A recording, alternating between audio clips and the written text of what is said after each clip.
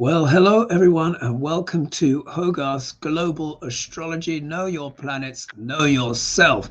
Okay, today was the coronation of Prince Charles, well, King Charles III, and the time right now and date. So it's 21:54. So it is 6 minutes to 10 p.m. here in the UK, and the date is the 6th of May 2023. So after this, I'm going to be doing my Hogarth show, of course, and I'll be there with Lena and of course Lady G. Right. Very interesting. What we're going to do is, and actually I've held off doing a deep dive chart for Prince Charles for a long time actually, and actually I wanted to wait for the right occasion. And of course, this is perfect. Yeah, this seems to be it. Now, this video, when you guys see it, might come out a week or a couple of weeks after. I'm going to show this to membership first. So membership guys, you're going to get this first. So again, if anyone's interested in membership, joining, etc., all of that stuff, then you go on to my YouTube page, my actual YouTube page, Hogarth's Global Astrology, and then you click on membership, and then you can see all the details to join there and stuff like that. It's very reasonable. I think it's like $4.99 or something like that for a basic membership. Anyway, the point is this. As we know, in light of recent events, particularly with a certain book, yeah, which has been, obviously put out by Harry, which actually broke Guinness World Book Records. Actually, it's the biggest selling autobiography that's ever happened in all of history. Yeah. Very interesting. He was at I didn't actually get to see him actually. I was watching it live, but I joined a little bit later. I joined at 11 a.m. UK time. So I think everyone had come in at that point and they'd already done the cameras on Harry. And when I was looking, when I was actually watching it, but mind you, there were times when I was away cooking a bit and stuff like that. They probably cut to Harry, and I didn't get to see him at all, but I got to see the rest of the family and the whole proceeding and everything like that. Now, as you will see, it's this still to this day is a very controversial topic, isn't it? It's a very controversial topic. People have lots of opinions, obviously, because of what happened with Diana and all of this kind of stuff. And some people have already been getting, shall we say, the trash bags out and having a swing. Yeah, having a swing and giving their personal opinions and stuff like that, which of course all of us here on YouTube are free to do. Of course, we all have our channels, we all have our independent viewpoints and stuff like that. However, what I will say is this: when it comes to predictions, or looking at charts and stuff like that, what I will say is, and I hope I've been able to hold up to this, is that one has to try and put one's personal feelings, grudges, or grievances to one side and try and just read the energy as it is. Now, I will release this video because I'm going to give it like a few days. Let's just say maybe I might do it next week or whatever, because I want everyone to get, chew this out, yeah, and come out with their various different opinions and stuff like that. And then I'll make this video public, and then we can have a little debate about it, because there are certain things that are being misconstrued because of personal biases, etc., and stuff like that. Some people who have maybe a positive bias may overspin it. Those that have a more negative bias will spin it in their direction. What I'm hoping to show today, as you know, I do Neo-Vedic astrology, which is traditional Vedic astrology, which follows the true placements of the stars, the true placements. And we're going to look at Prince Charles's chart, and there might be a few surprises for people, yeah, particularly when they talk about his oh, look at that, it just froze a little bit. Particularly when they talk about his sun sign and his rising sign and stuff like that. And there are going to be a few corrections there, because certain interpretations are being made based on where people believe his sun sign, his planetary positions are based on tropical astrology. Yeah, which any of you that watch my channel will know is that the Western tropical positions are 24 degrees ahead of the true placements of the stars. And when it comes to interpreting people's chart, but particularly things like this, like when you're trying to predict the future about someone's chart, accuracy, of course, is immensely important. As you know, Western astrology still works because the ratio, the distances between the planets are the same, but the placements of signs and stuff and predictions, when it comes to predicting accurately, you have to get the right sign, degree, placement, nakshatra, etc., everything like that to understand really what's going on and how that's going to play out in a person's life. Now, of course, every astrologer and tarot reader, whatever, they have their own gifts and talents and their own way of getting to information. And of course, I've got my methods and gifts and whatever as well. And all I would say is, if you want to know about my work and stuff, just ask my clients. Yeah, just ask my clients, and they can speak for me. So what we're going to do is we're going to take a look at Prince Charles's chart. And within that, we're going to look at different factors where we can see how things play out and how things actually look from the astronomical positions in terms of like physics and astronomy. Yeah, these are the NASA placements. Let's just put it that way. NASA would look at these placements and go, yes, that planet was in that constellation at that time. Of course, Western tropical is different. Sorry that my camera, do you see, it's sort of freezing ever so slightly, and I think there's already, because there's quite a bit of energy here. So first things first, what I'm going to do is let's share my screen. I'm going to share my screen with you guys, and we're going to deep dive into Charles's chart. Yeah, so let's do entire screen. I'll do share like that. 1 second, un momento. And then you should see this come up. Here we are. So here I am, of course, over here. Now what I'm going to do is I'm going to get up Prince Charles's chart. And we're going to cover some, well, King Charles. Gosh, I'm so, you know, he's been in waiting for a long, long time. The longest in British history. So let's close this down here a little bit. And let's go move this over a little bit on momento. Sorry, my computer's being a little bit slow. Come on, here we are. There we are. I want to make sure that I can actually see myself as well. Here we go. Oh gosh, look at that. It just went to full screen, which is not what I want. There we are.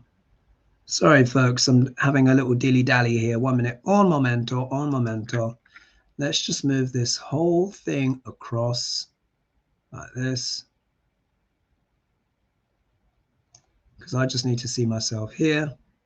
And let's go back, get this up. Aha, voila. Move this across. Oh, come on, computer, for heaven's sake. Sorry, folks. There we go. Let's do that like that.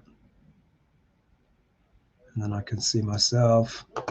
And that should be showing perfectly fine now, because I want to have a little bit more room here so we can just see some stuff. There we are. Right.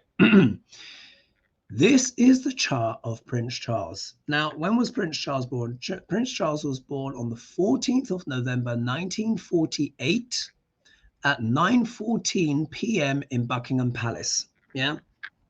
9:14 p.m. Buckingham Palace. And this is very accurate because, of course, whenever there is, whenever the monarch gives birth or has a child, it is declared outside. Well, these they were born, most of them, I think they were all born in Buckingham Palace, but correct me if I'm wrong, but Prince Charles was born in Buckingham Palace in London, and it is announced on the outside with like a placard. So it would have been like, the Queen is delivered of a son, Prince Charles, blah, blah, blah, 9:14 p.m., you know, today, 14th of November, 1948.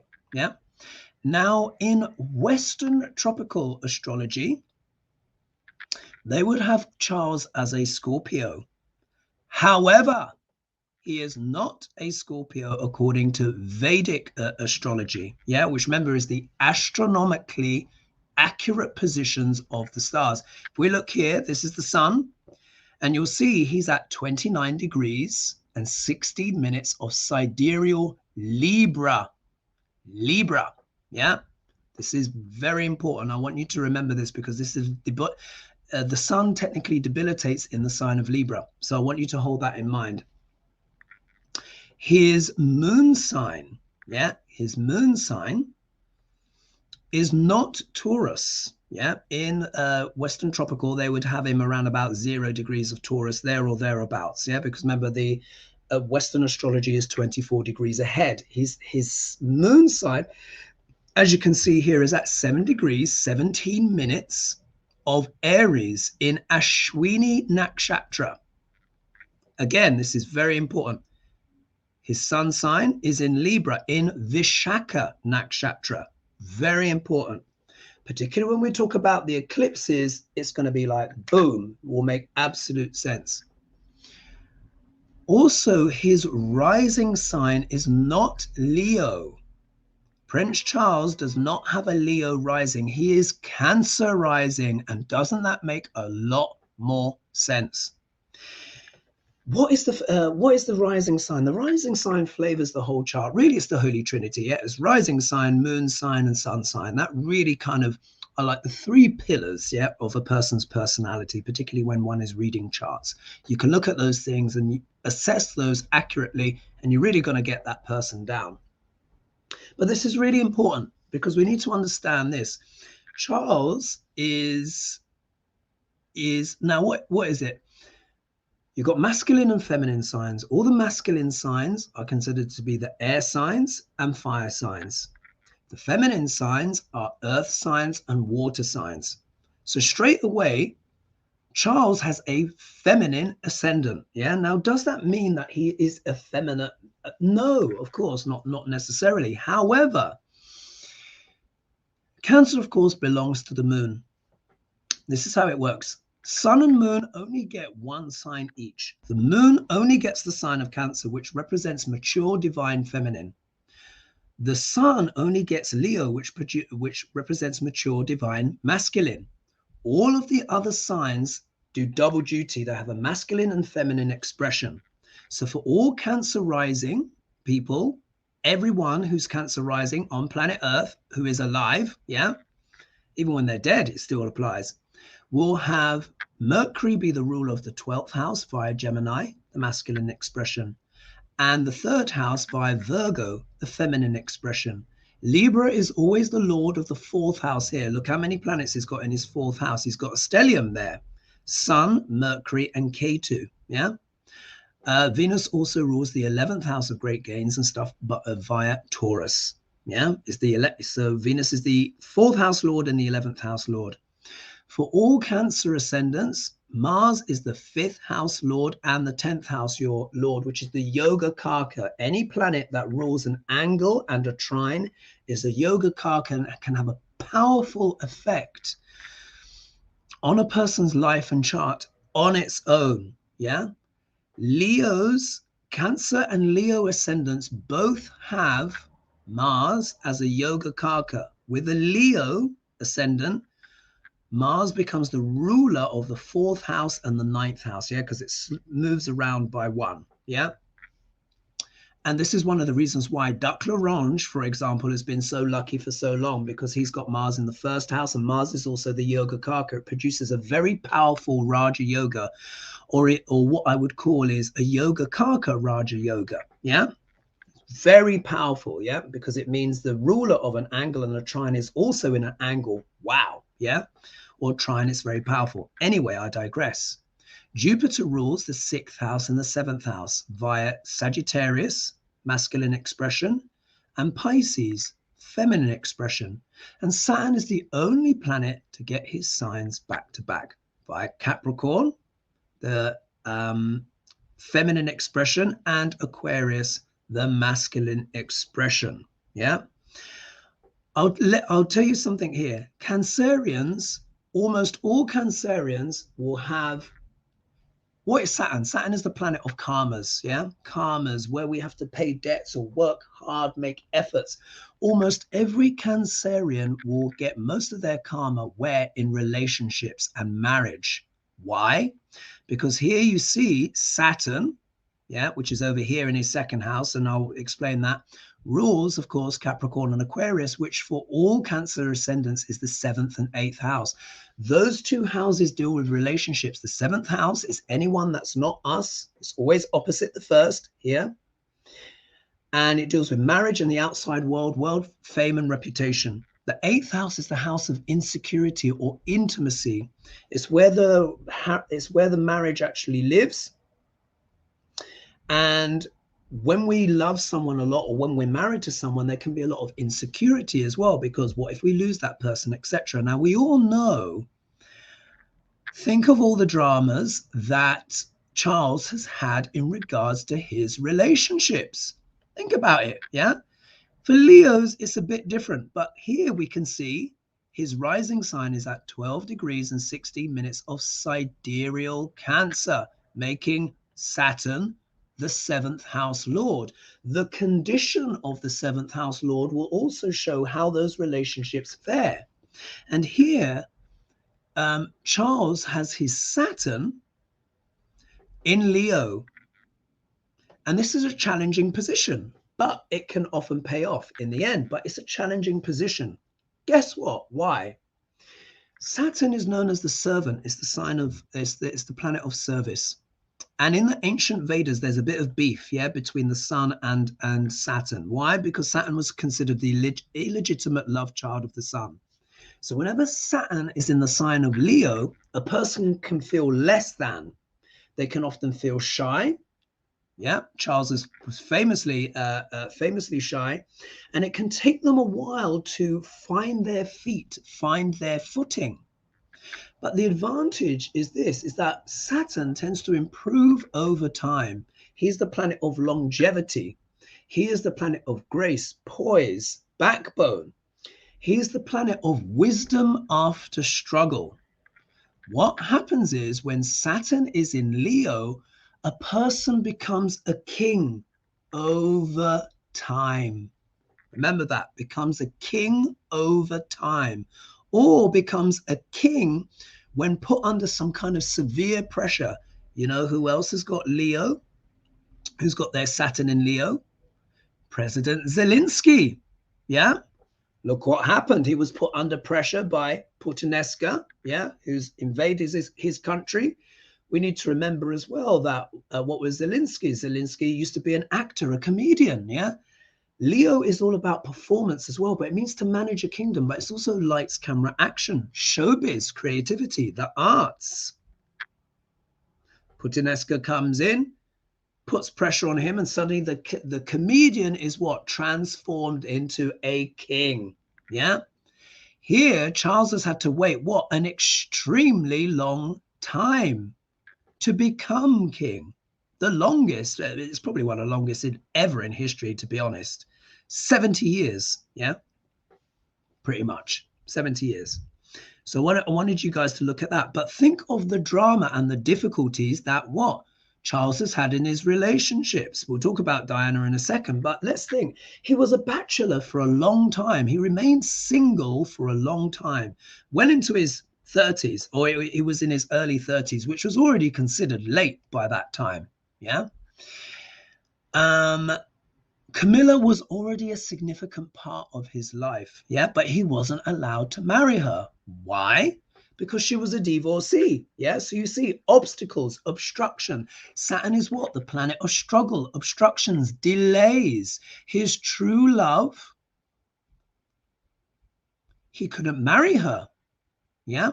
And they were together for a long time, by the way, just so you know this, they're teenagers, and that was just a thing. There's a lot of things that are shrouded, but they have known each other. They've been in those circles for a long time. Even with Camilla's family, and this is out there on public record,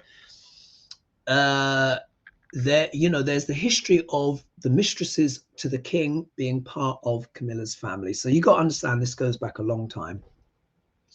So he's always had affections for Camilla, and he's always loved Camilla, but he was being this bachelor that was being out and about. Yeah, so we need to set the record straight there. Some people say, well, Camilla chose Diana and stuff like that. Actually, no. From what I understand, it was Prince Philip that took a shine to Diana because he liked that rebel energy that she had, because we need to understand, and that she was an outsider like he was. Prince Philip was what? He was Prince of Greece. But when he married Queen Elizabeth II, he was very much seen, he was very much the pauper line. We've got to remember, understand, Prince Philip had a very tumultuous life, very difficult life. His mother was in a sanatorium. Eventually she became a nun, and oh gosh, it's just gone out of my head. When you're the head nun, you know, of a congregation and everything and stuff like that. But he really was, by royal standards, really quite poor. Yeah, but he was dashing and handsome and, you know, talented and, you know, what have you. You know, the rest is history. So what it is, Diana was brought in, of course, as this innocent to, you know, produce heirs and stabilize the whole thing, which of course was terrible, you know, as we've seen, terrible for her. But let's not forget, this makes sense in terms of Prince Charles being a Cancer ascendant and having what? His greatest karmas, like almost all Cancerians do. When they look at your Vedic positions, guys, if you're Cancerian, you will know what I'm talking about. There's always challenges and dramas there. Yeah, whichever comes under the auspices of Capricorn and Aquarius in a person's chart, depending on their ascendant, that is where they're most likely to have their struggles, because that's what Saturn represents, struggles. Yeah. So of course, the 7th house, of course, is marriage and stuff like that. But as you guys will know, what is my nickname for the 8th house? I call it the house of sex, death, and rock and roll. We all know what happened to Diana, don't we? Yeah, the tragic car crash, which of course, you know, was just devastating. I mean, I can still remember that, and even weeping over that as well, much, you know, to my own surprise and stuff. We were all shocked. I mean, it was a shock for the nation. It was a shock for the world. And what was also a big shock for a lot of people was people seeing Britons have this huge outpouring of emotion, the like of which will never ever be seen again. Yeah, will never ever be seen again. But that changed. I think that changed British culture actually for the better. Actually, it snapped and broke a little bit of that stiff upper lip, which is still there to an extent, but it's not nearly what it was. Yeah, it's not nearly what it was. And of course, there's been the fallout of that ever since, as we've seen with the book, etc., and all of that stuff. If we see now, like, if we think of like Harry and of course marrying Meghan and the difficulties that they've had with the British press and all that stuff, they had a terrible time. Yeah, which we know. And then of course there's been the book and the expose and all of that stuff. But again, so this is what challenges in relationships. So this can often be, and it's quite ironic actually, because the sign of Cancer is a very family-oriented sign, yet that's often where they get the biggest challenges. Yeah, around dramas, around marriage, and this, that, and the other, in-laws, etc., all of that kind of stuff. So you do see how that sets the context. Now that we've got the correct ascendant, that, you know, that plays out. But there's more. Look what's here.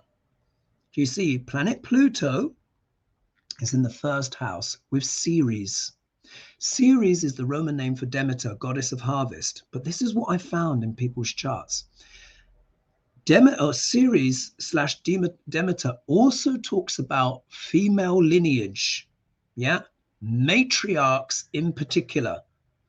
Mother, grandmother, great-grandmother. Here we see Ceres is in the 1st house. Now, if I was a traditional Vedic astrologer, this wouldn't be included, yeah, because they only count Sun, Moon, Mercury, Venus, Mars, Saturn, Shani, who I all nicknamed Balloon Popper.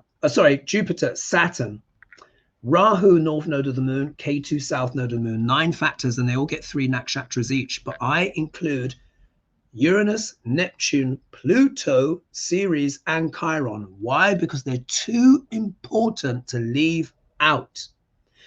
And here, this will make absolute sense. What we can see here now, who is Ceres with? It's with Pluto. Yeah, so let's look down here and actually just see. Look, here's Ceres, yeah, at 26 degrees, 41 minutes of sidereal Cancer in the nakshatra called Aslesha. And this is very important. But you'll also see, so here's Ceres, 26 degrees, 41 minutes, and Pluto is at 23 degrees, 25 minutes. They are very closely conjunct. Yeah, very closely conjunct. So that's 23, that's 26. They're basically like, they're about 3 degrees apart. Very close conjunction. So what that means is, it means the power of Pluto is strongly imbibed, or Pluto is strongly imbibed with Ceres, Ceres is strongly imbibed with Pluto. What is Cancer? Do you remember I said it's mature, divine, feminine? And in Vedic astrology, sun and moon are equal. Sun is king, moon is queen. Who was Prince Charles's mother? We all know who she was, yeah? Queen Elizabeth II. So here we can see in his ascendant, there is a very strong presence. The matriarchal line is immensely strong. Pluto is said to act like a steroid, yeah? Boost things. What I found is any planet in the first house is driving, it's got its hands on the steering wheel of one's life. So what this would suggest is that there is an extremely strong and powerful karmic bond with the mother and the matriarchal line. Makes sense, doesn't it? Because, of course, Queen Elizabeth II was one of the most powerful queens and has one of the longest reigns ever. Yeah, one of the most extraordinary heads of state, irrespective of what you think about the royal family, whatever. She had an extraordinary reign. She was said to be the most experienced kind of diplomat's not the right word, head of state ever in all of history, traveled millions of miles. Here we can see Pluto, some say, acts like a steroid, really boosts something up. So here you can see the maternal line is extremely boosted because, of course, if we also think of who Prince Charles's grandmother was, of course, that was that would have been Queen Elizabeth as well. Yeah, the Queen mother, the Queen's mother, and then his great grandmother would have been Queen Mary. Yeah. Who was Queen Elizabeth II's grandmother. Do you see? So you can see how powerful that is. Quite literally, no, is it any surprise that his maternal line is literally a succession of queens? Yeah, quite literally. So there's that. Here as well, there's also another clue. The 10th house deals with career. Yeah, career, public standing, name and fame as well. It's considered the most powerful of the angles. There are friendships between the planets as well. So Sun, Moon, Mars, and Jupiter, they're all friends. Mars technically debilitates, though, in the sign of Cancer, which belongs to one of his good friends, the Moon, but is delighted. Tends to cause issues with siblings. Saturn, Mercury, and Venus, they're all friends and they all do well in each other's signs, except Venus technically debilitates in the sign of Virgo. She's delighted, but not as delighted as Mars. Yeah.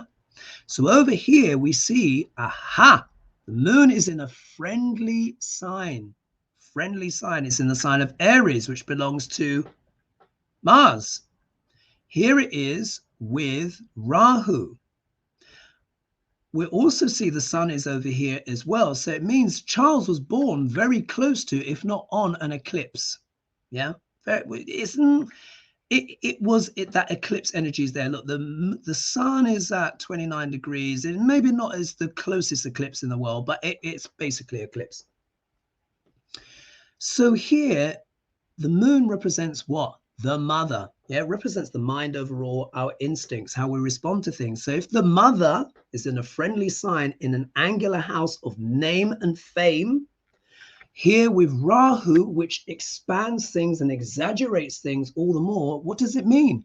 It means what? An extremely famous and influential mother, the Queen.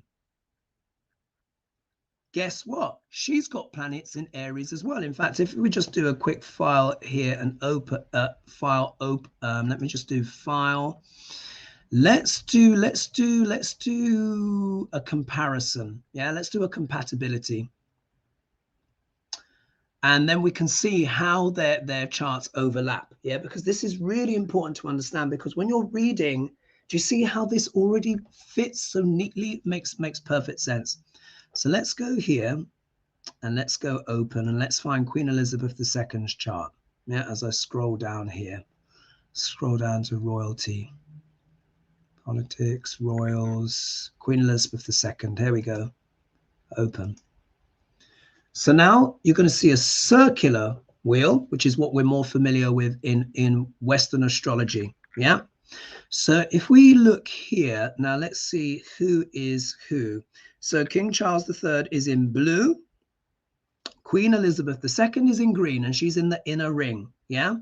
So let's look at this.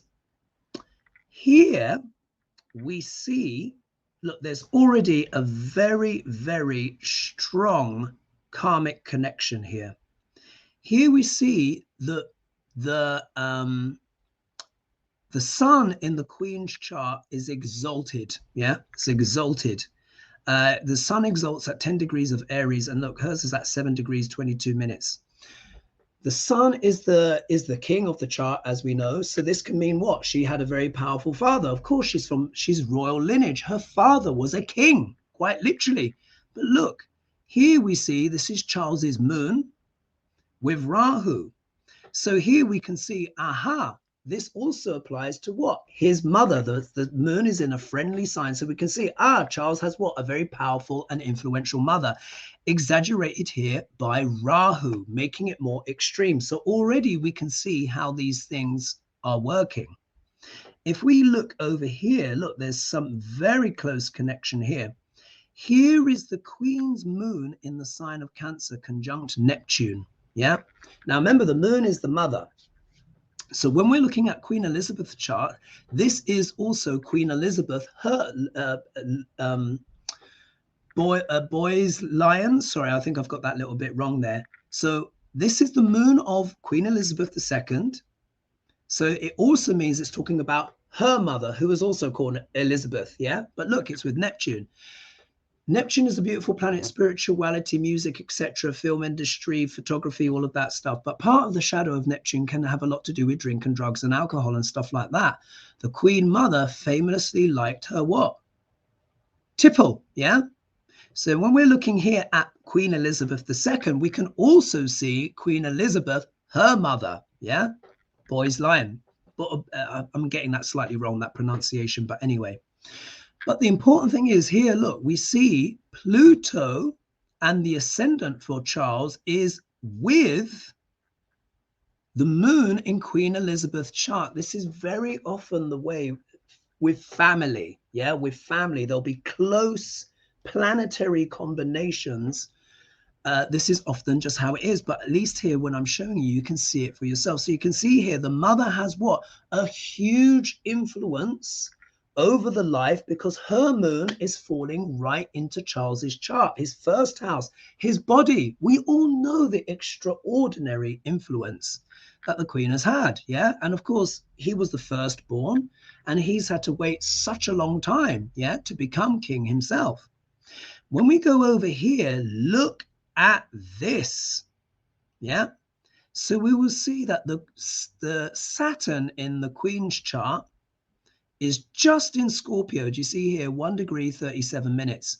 Look where his sun is. It's at 29 degrees, 16 minutes, yeah, of sidereal Libra, which is a bit obscured over here. But look, they're really close. That is, again, a strong karmic connection. Very strong karmic connection.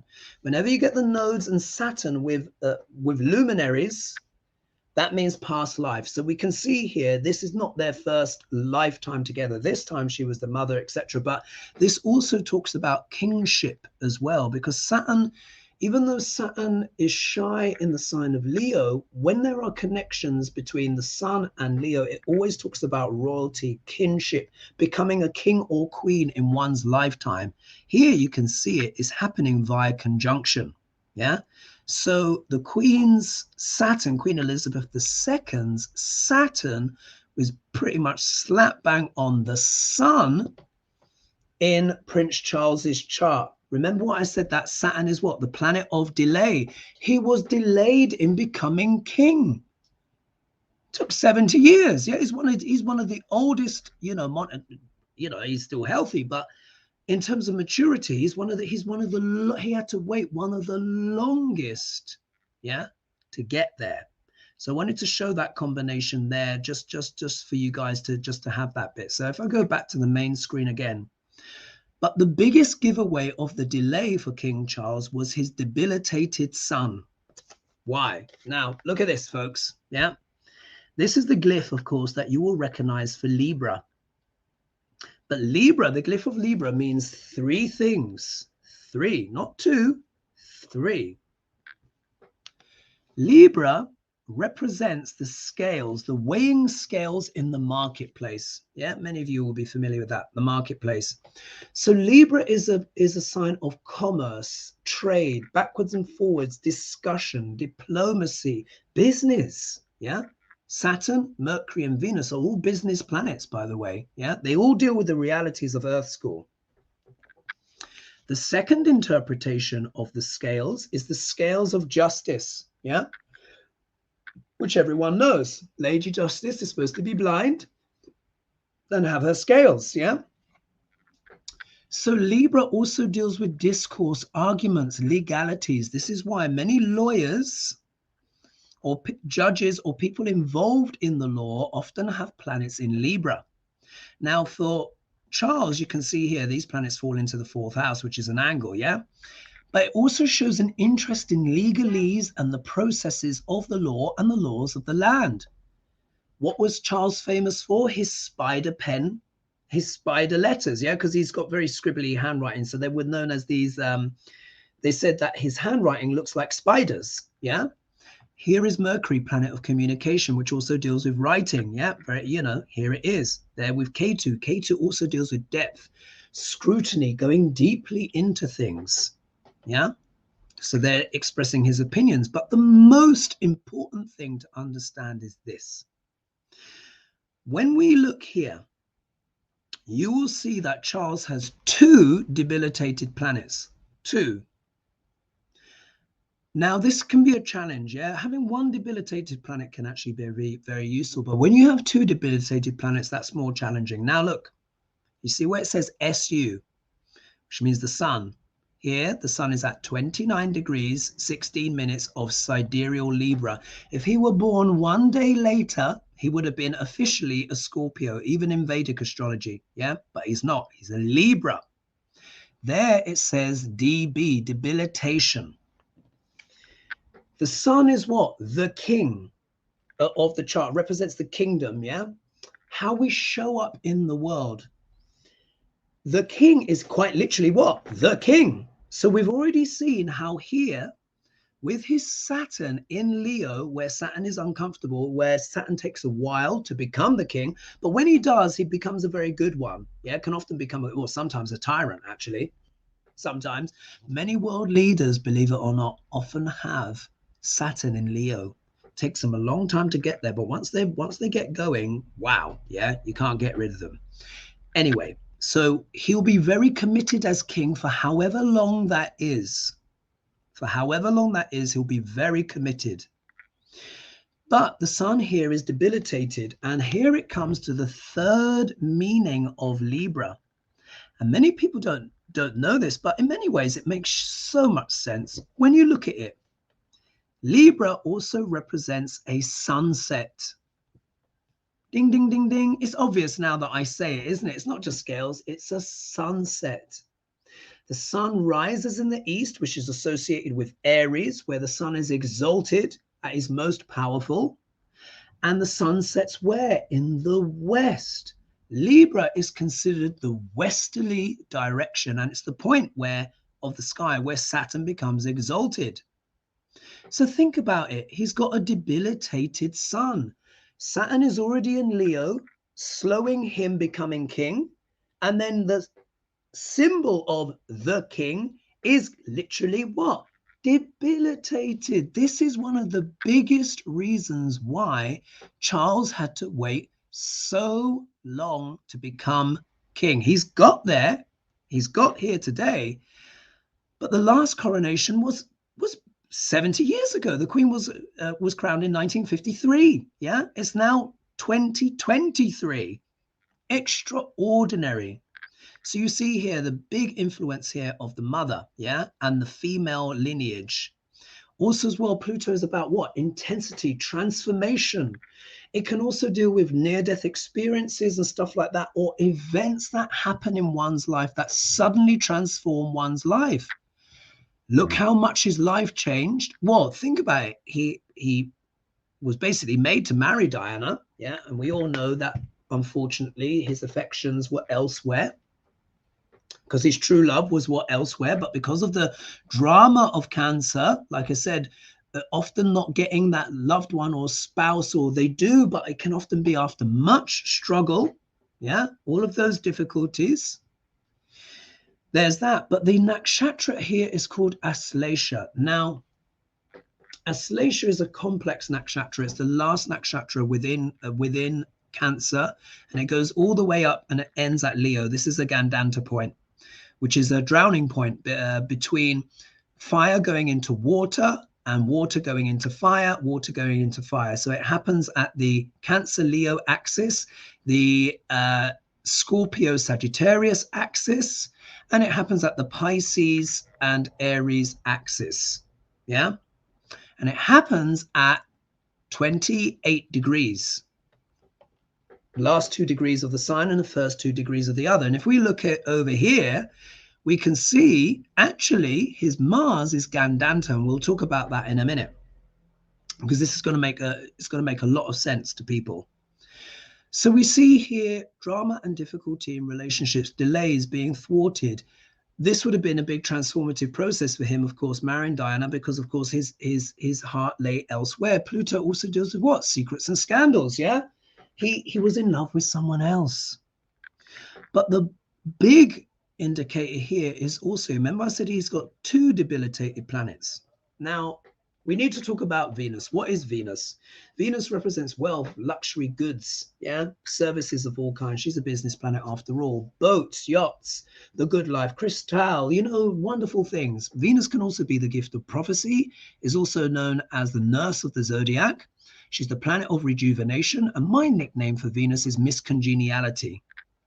However, what we must remember is that in a man's chart, in a heterosexual man's chart, and anyone's chart, actually, Venus is the spouse, but for a heterosexual man's chart, Venus is the wife. The wife. What this can mean is, if we look over here, we see he's got his Venus in the sign where? Virgo. In Western tropical astrology, everyone would say that his Venus, the wife, is in Libra, but it's not. If Prince Charles had his Venus in Libra, he would not have had nearly the same problems in regards to marriage and relationships. Why? Because Venus would have been in her own sign. Yeah, she rules the signs of what? Libra and Taurus. So when a planet is in its own sign, it becomes extremely powerful. His relationships with women would have gone a hell of a lot better. Even with his struggles, it would have been a lot smoother. No, his Venus here is debilitated. If we look over here, VE stands for Venus, and I can just show you here Virgo, and there it is, DB, debilitated, like the sun. What I have found is this: a man who has a debilitated Venus almost always has big troubles with his first wife, or the loves, the significant women in his life. Think about it. Does that not make sense?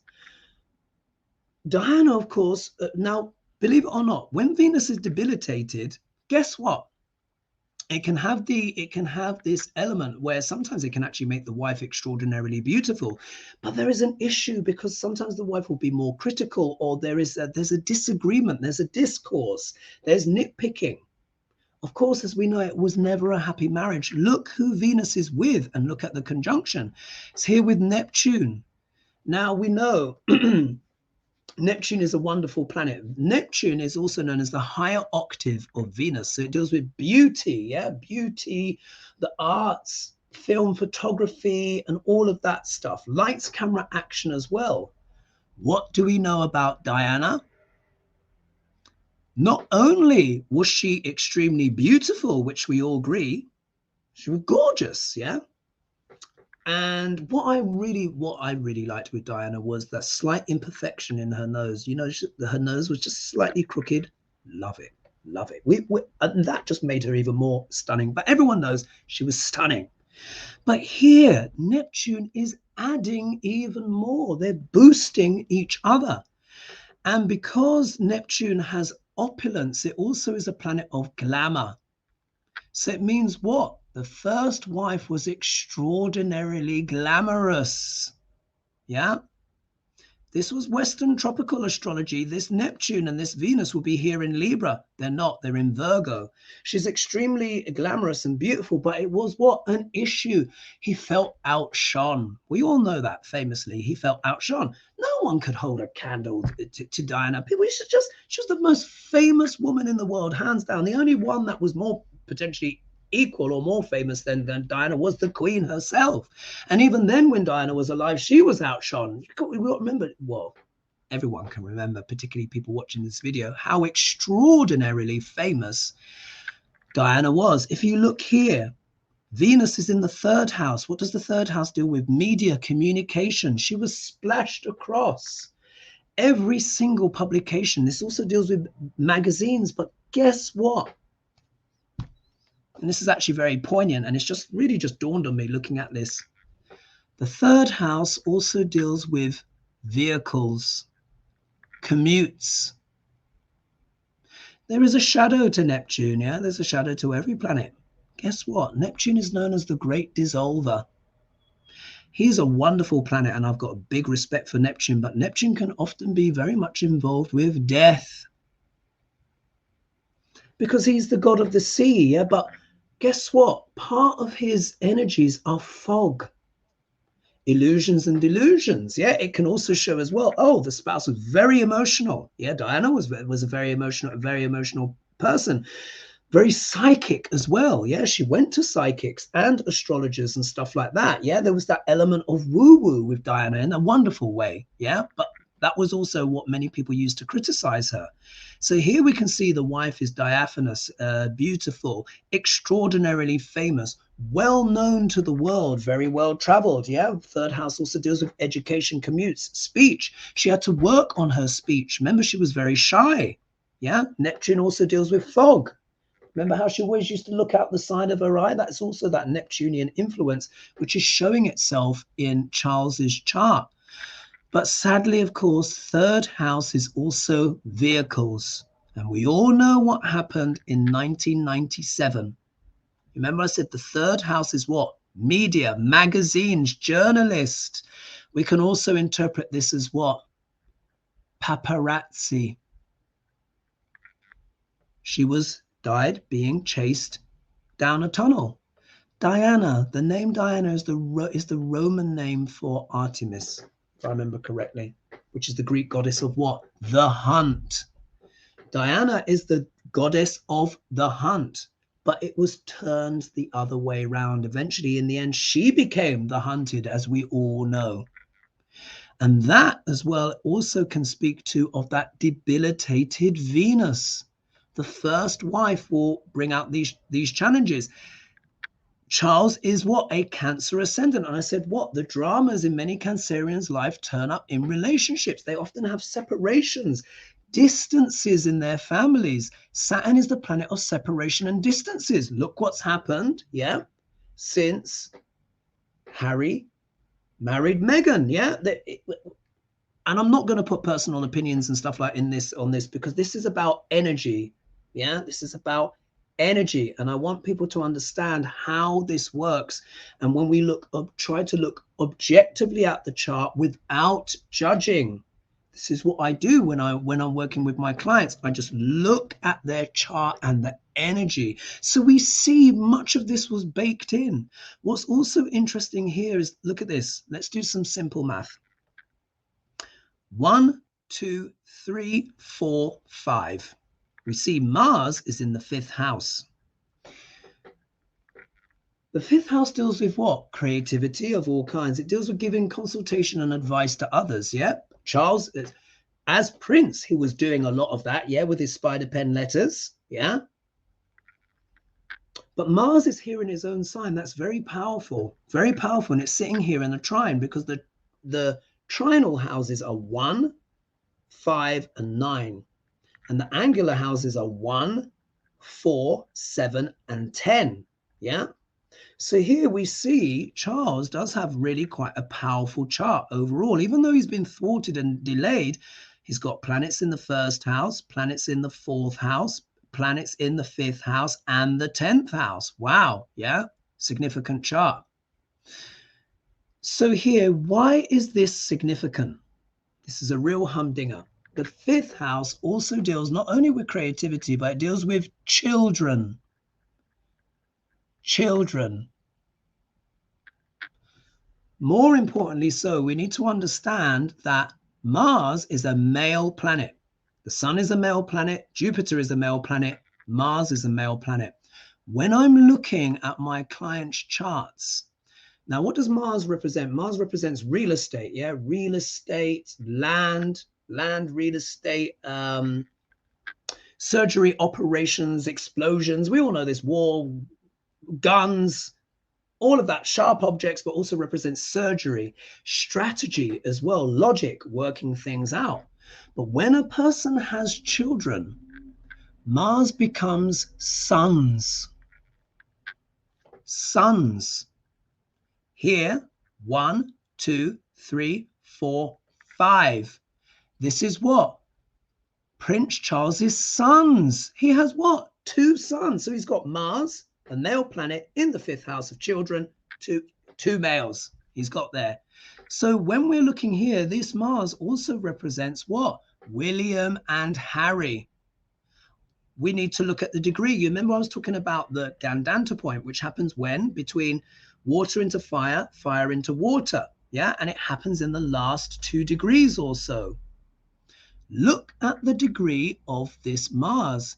Do you see it's at 27 degrees, 48 minutes? It's not exactly, but it's more than close enough. This planet is at 28 degrees effectively in the Gandanta zone, which means karmic knot, drowning. There is an issue with one of the suns. There's an issue. Why? When we look here, do you see that thing, little thing that looks like a little key? If we go over here, that little key is Chiron. Yeah. Chiron is what? The wounded healer. When I'm reading my client's charts, I always look at Chiron. Why? Because in the D1, it will show where a person has received a wound in life.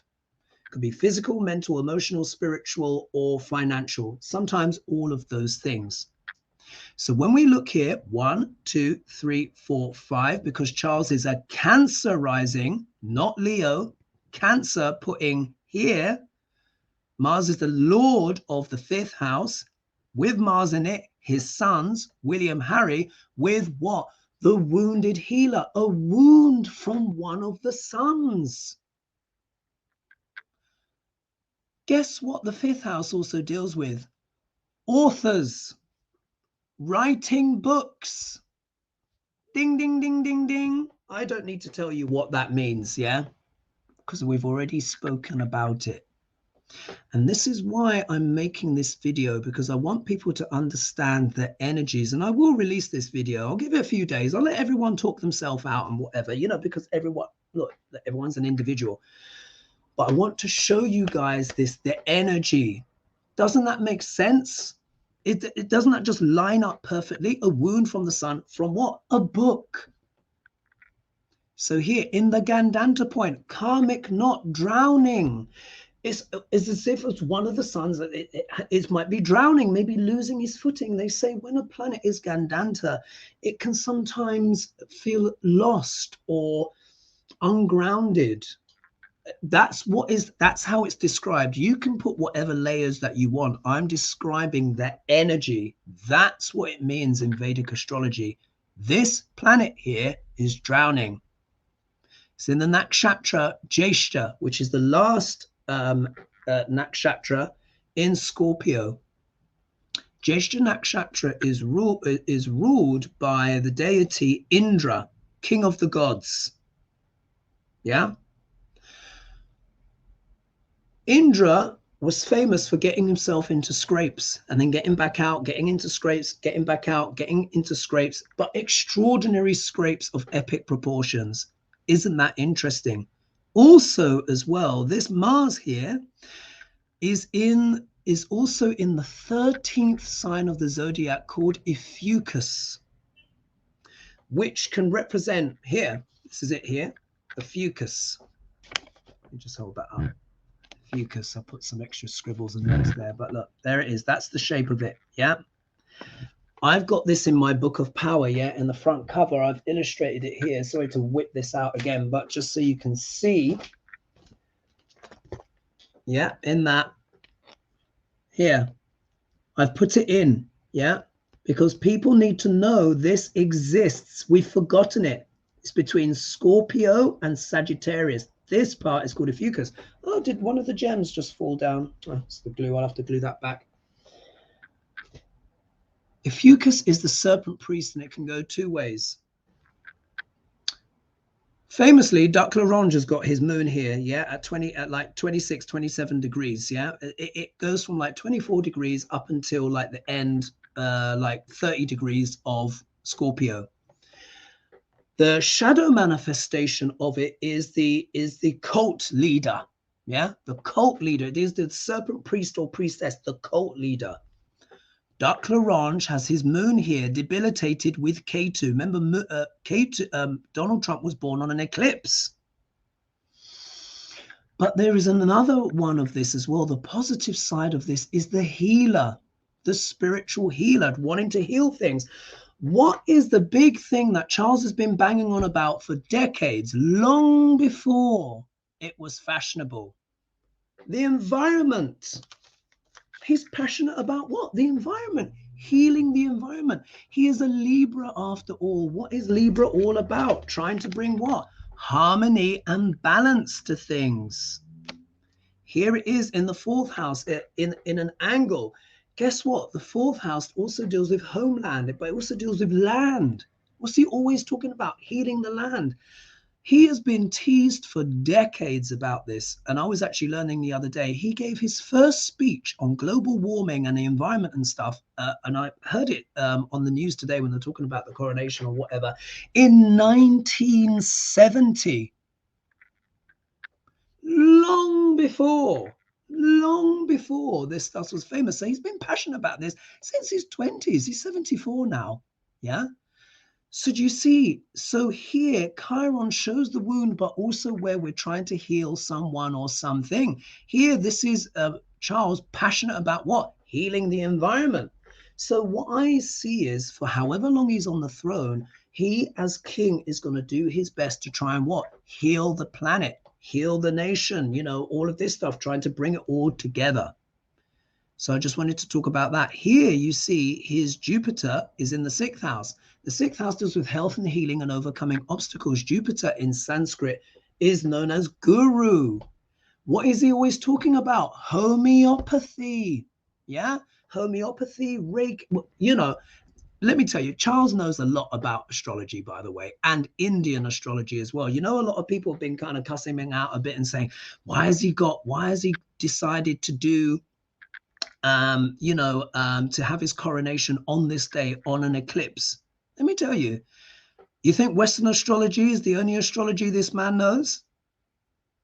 Of course not. Yeah, look, this is Mars in his own sign of Scorpio going deep into things. What is Scorpio? The occult. The 5th house also deals with astrology and hidden knowledge.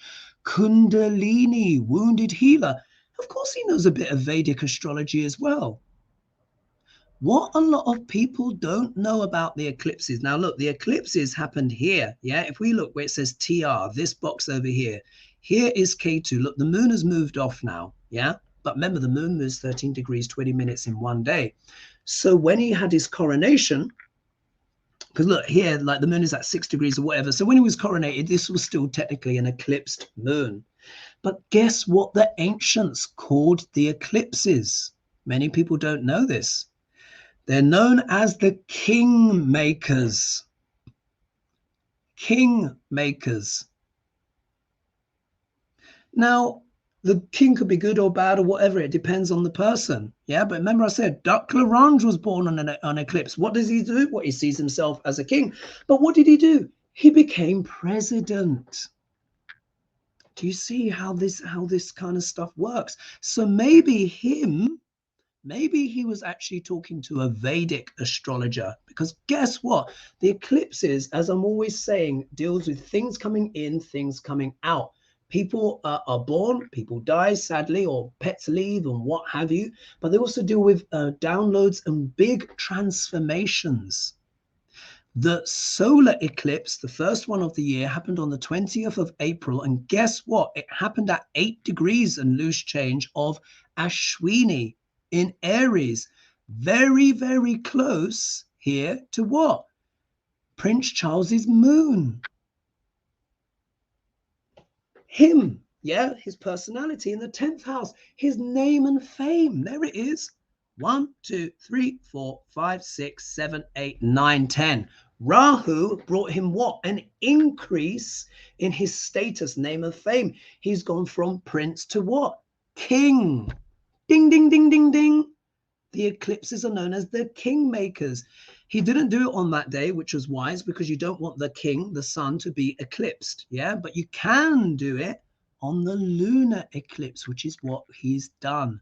I think he's talking to Vedic astrologers that gave him that auspicious time, because that's what's happened. He is now king. He was delivered of his wish. I think the solemnity of it really affected him. One or two people were saying that he looked miserable, but really I think it's actually much more about the solemnity of the moment, because when you are anointed with that holy oil and you've got the grandeur and the singing, you know, when it just starts, what is it, Zossman, the priest or whatever, and you get the do do do, and they put the screens up and they were epic. It's also been said that Camilla was smirking or what have you. I don't think so. That was nerves.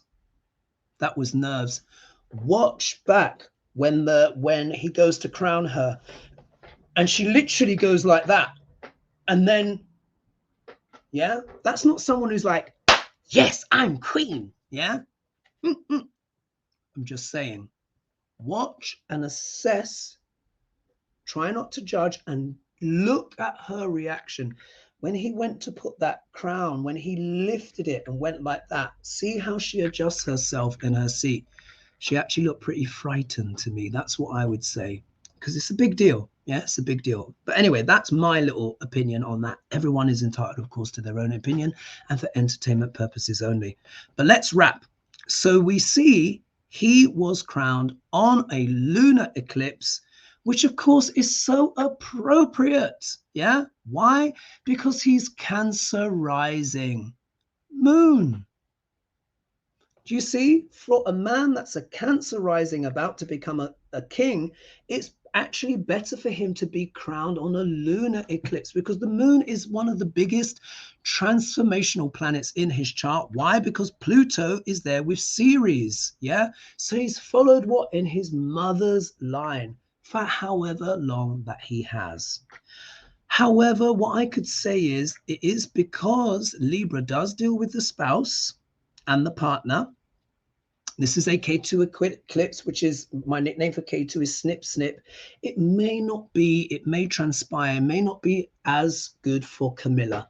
Yeah, for Camilla, it may not be as good. Yeah, because obviously She's the spouse, the partner. That's what Libra deals with. And it was so interesting, the symbolism. Did you see the king, queen archetypes? He in gold, the sun, she in white, the moon with the sparkly diamond necklace. Oh my God, which was just stunning. So for me, I was also looking at that with tarot as well, and the use of the swords and all of that stuff. I found it very interesting, but you know, I'm interested in this stuff anyway. I love my history and what have you. So what I would say is this. We can see, just to wrap, the delays came from Saturn being in Leo, which means it takes a while for that person to become king. But when they do, it's very profound. But we also see the debilitation of the sun, which was really the biggest delay. He had to wait that long. And we see the debilitated Venus with those struggles with Diana and dealing with this very beautiful, magnetic and charismatic wife that outshone him, and then who died tragically, yeah, of a car crash, which we can see here. And there is a mystery around it. What I will say is this: we may never know what truly happened, for that is what Neptune does. Neptune casts a fog, a spell. He can be very glamorous, but can also be very secretive as well. Out of all of the planets that I tune in, Neptune is incredible. But let me tell you, he really underplays his power. I always put him in the top 3. Everyone talks about Saturn. Everyone talks about Jupiter. You need to put Neptune in there because he is extraordinarily powerful. So let's just leave it there. I think I've said everything that I can say that I think is of useful contribution, and I hope that was interesting for you guys. But remember to look at that Mars in the Gandanta point with Chiron. You wouldn't have heard anyone else mention that, would you? So let me know your thoughts down below. You guys are going to get this of course, as part of membership. Please don't forget to like and subscribe and support the channel. I really appreciate that. Let's stop it there for now, and I might release this next week or maybe after Hogarth or whatever, or what have you, so everyone can have a look and then see it from the Neo-Vedic perspective. And I hope you like that contribution there. Let's leave it there for now. Thanks so much for the support of everyone. Like, subscribe, bell notification, yada yada, all that stuff. Join if you want more of these in-depth videos. And I will leave it there. So until the next time, much love everyone, and I hope you enjoyed that video. All right, bye-bye for now.